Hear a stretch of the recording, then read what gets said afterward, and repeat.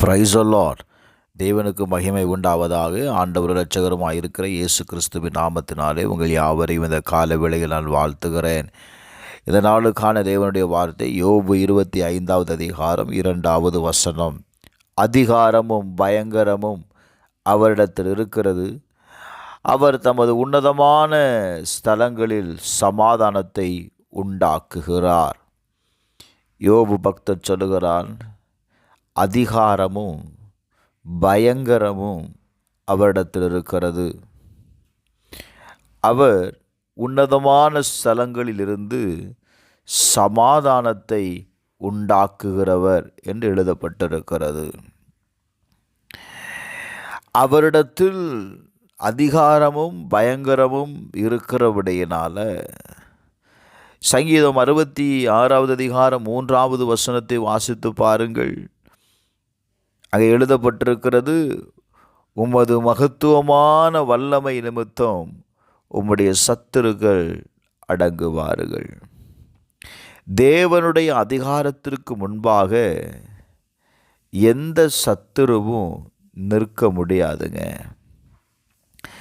தேவனுடைய வல்லமைக்கு முன்பாக எதுவுமே செயல்பட முடியாது. அன்றைக்கு வல்லமையாக எனக்கு பலன் இருக்கிறது என்று தன்னுடைய அதிகாரத்தை பயன்படுத்தின நேபுகாத் நேச்சர் என்ன சொல்லுகிறார்?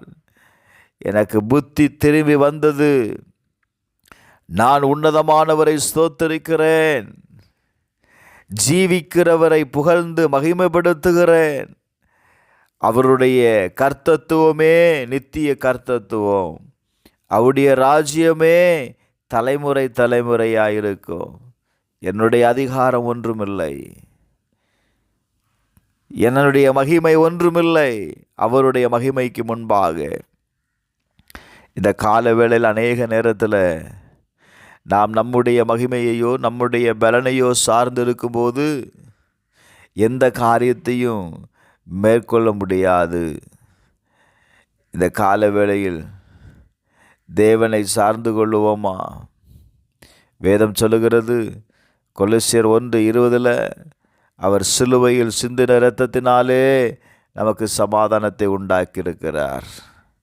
நமக்கு சமாதானத்தை உண்டாக்கும் ஆக்கினை அவராலே வந்தது. என அன்பானவர்களே, இந்த கால வேளையில் எதை குறித்து நீங்கள் கலங்கி கொண்டிருக்கிறீர்கள்? கர்த்தர் உங்களை ஆளுகை செய்வதற்கு நீங்கள் உங்களை ஒப்பு கொடுங்க.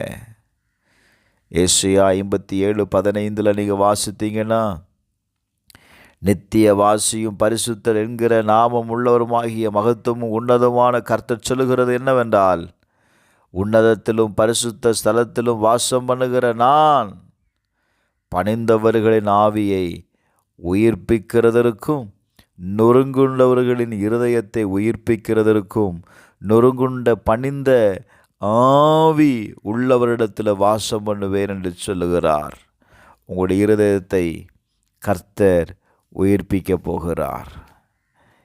உங்களுடைய ஆவி தொய்ந்து போய் இருக்கிறதா? உங்களுடைய ஆவியில் நீங்கள் பலனில்லாதவர்களாக இருக்கிறீர்களா? வேதம் சொல்லுகிறது, உங்கள் ஆவியை நான் உயிர்ப்பிக்கிற ஆவியானவர். எந்த காரியத்தினால நீங்கள் நொறுக்கப்பட்டு உங்களுடைய ஆவி தொய்ந்து போய் இருக்கிறது? ஆவியில் பலன் இல்லாதவர்களாக இருக்கிறீர்களா? இந்த கால வேளையில் ஆண்டவர் சொல்லுகிறார், Glory to God.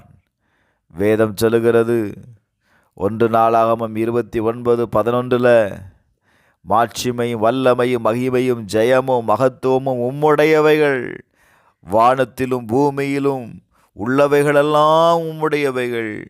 கர்த்தாவே, ராஜ்யமும் உம்முடையது, எல்லாருக்கும் தலைவராய் நீர் உயர்ந்திருக்கிறீர்.